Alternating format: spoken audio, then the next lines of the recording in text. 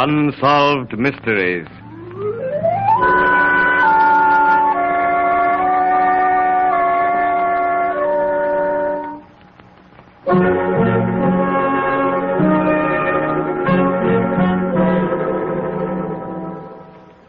The Borden case is undoubtedly without parallel in the criminal annals of America.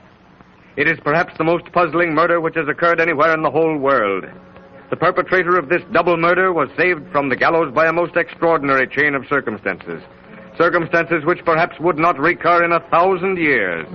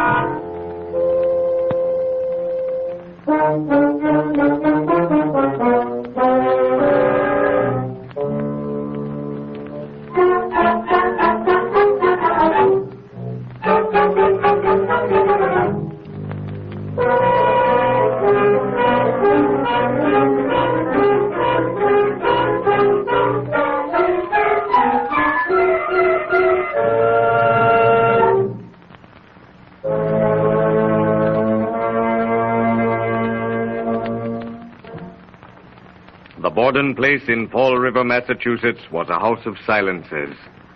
A house of moody, brooding silences brought about by pent-up hatreds, petty jealousies, niggardly dealings in money matters, and two daughters who hated their stepmother.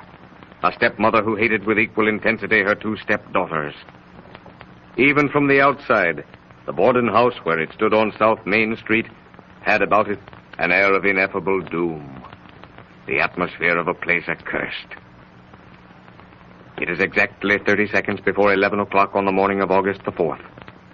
Bridget, the maid, finished with her morning duties, is resting in her room on the 3rd story. Mr. Borden is lying on the couch in the living room. Emma Borden is away from home.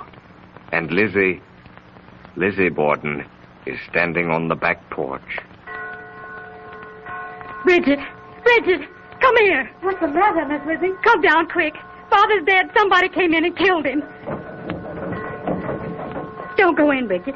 Don't go in. Get a doctor. Run across the street and get Dr. Bowen. Is there anything wrong, Lizzie? Oh, Mrs. Churchill, someone has killed Father. Please come over. I'll be over right away. The doctor isn't home. I left word for him to come. Miss Lizzie, where were you when this happened? I was out in the yard. I heard a groan. The screen door was wide open. I came in. Lizzie, where is your father? In the living room. Where were you, Lizzie, when it happened? I went to the barn to get a piece of iron. Where is your mother? I don't know. She had a note to go see someone who was sick. It must have been in town, but I thought I heard her come in. I don't know but what she may have been killed, too. Father must have an enemy. What's all this, Lizzie? What's it to hear about your father? It's Dr. Bowen, and he has Officer Allen with him. Oh, Doctor, in the living room. All right. Now stand back. Come on, Doctor. No need to examine him to see whether or not he's dead. Get me a sheet, somebody. How long has he been dead, Doc? About 10 minutes. Still warm. Lizzie, Yes, Doctor. where were you when this happened? I was over at the barn. Where were you, Bridget? In my room, upstairs. Did you hear anything? No, Were you asleep? no. I've just been lying down for a few seconds. Now listen, nobody could have killed this man the way he's been killed without making some noise. No signs of any weapon either, officer. Let me see your hands, Bridget. That's it. Turn around. Oh, nothing there. You, Miss Lizzie. Let me see your hands. Me? Yes, you. Whoever killed this man must have left some traces. And you were the only two people in the house. There's no signs of blood on Lizzie. Not even inside her body. I've looked. Bridget, you go upstairs and see if Mother's come in. Not alone, Miss Lizzie. I'm not going up those stairs alone. I'll go with you. Oh, Dr. Lizzie. Oh.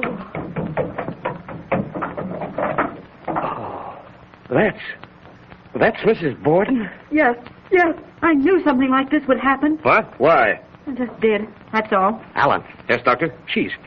Mrs. Borden's been dead anywhere from 1 hour to 2 hours. And he's been dead only a few minutes. Yes. Well, every one of you stay where you are. I'm going to search for the weapon. But neither Officer Allen nor any other of the many members of the police force ever found the weapon. Mrs. Churchill, from her window across the driveway, saw no one enter or leave the house. Mrs. Borden, the murdered woman, weighed nearly 200 pounds, Yet no one heard a sound when the murderer felled her. Not a sound, not a cry, not a clue, but suspicions. Yes. Lizzie Borden lay in prison staring at the whitewashed ceiling, hearing again and again the same words.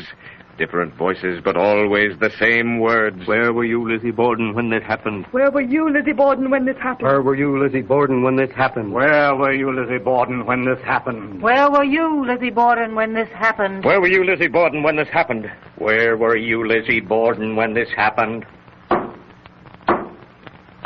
The Superior Court of New Bedford on this day, June the 20th, now in session. Chief Justice Albert Mason presiding. All stand while the justice takes his seat. Mr. Robinson, you may begin your closing appeal to the jury.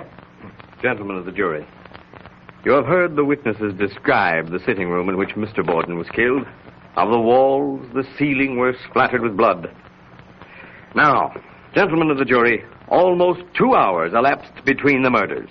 At no time was Miss Lizzie Borden out of the sight of Bridget the maid or Mr. Borden before his death for a period of more than 20 minutes. How could she cleanse herself of bloodstains in that length of time? I repeat, how could she cleanse herself of bloodstains in that length of time? She could not.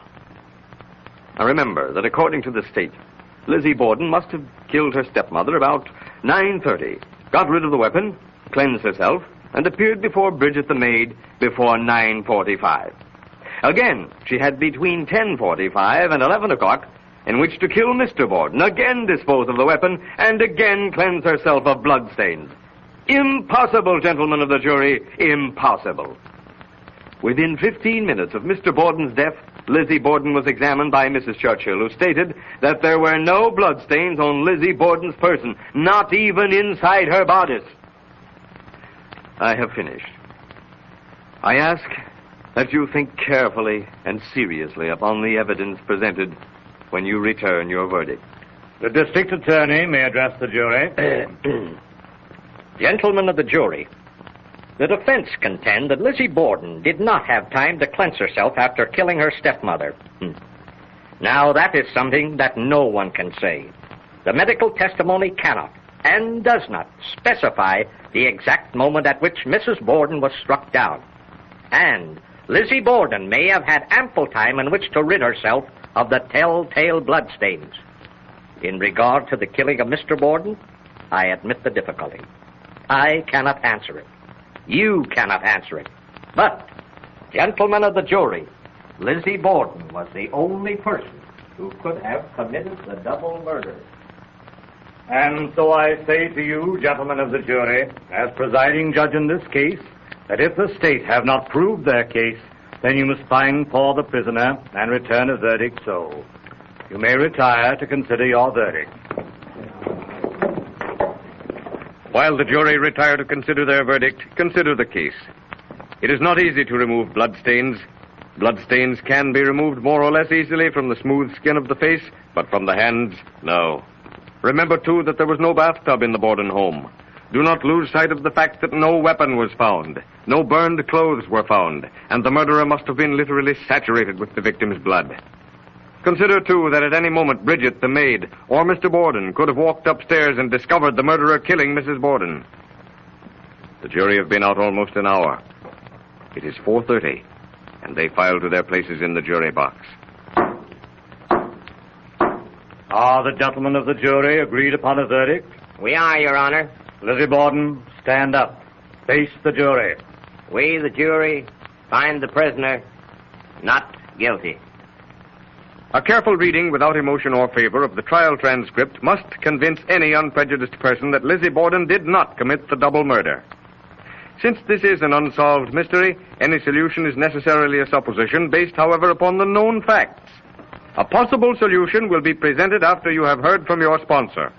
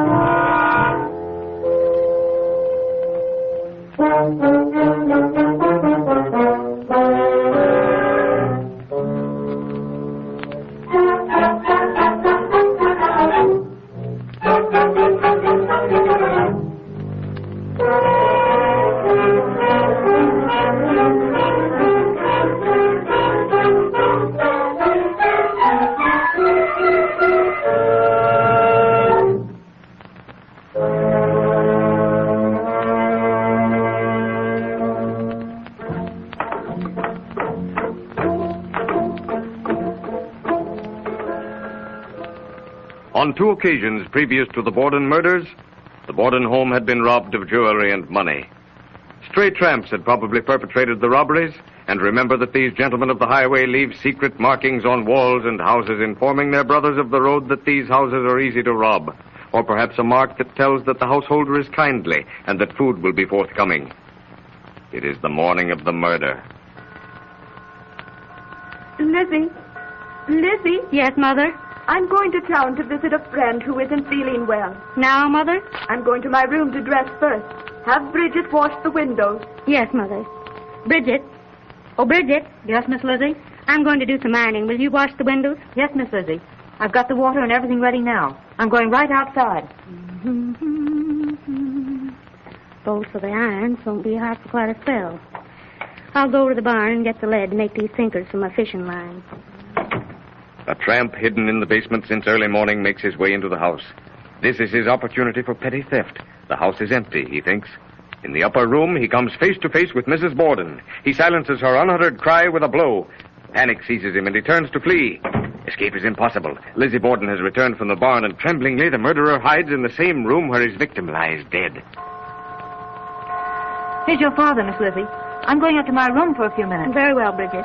Oh, hello, Father. Oh, hello, Lizzie. Any mail for me, Father? No, not a thing, Lizzie. I'm tired. I think I'll lie down for a bit on the sofa. No, all right. I'm going out to the barn for a piece of iron. The murderer, still hidden in the upper room, hears the door slam. He creeps downstairs to the living room, sees Mr. Borden on the sofa, and thinking he's asleep, tries to creep past him. Borden looks up, sees the blood-stained figure, but like Mrs. Borden, he is silenced with a blow before he can say a word. The back door creaks. Lizzie is returning. In a moment, the hue and cry will be raised. The murderer's only chance is to hide in the basement and wait for an opportune moment to escape. And so Fall River had an unsolved mystery. For the police, despite a statement that a murderer could have entered the house through the basement, didn't even look in the basement till the next day. And the murderer had, of course, made his escape in the dark of the previous night.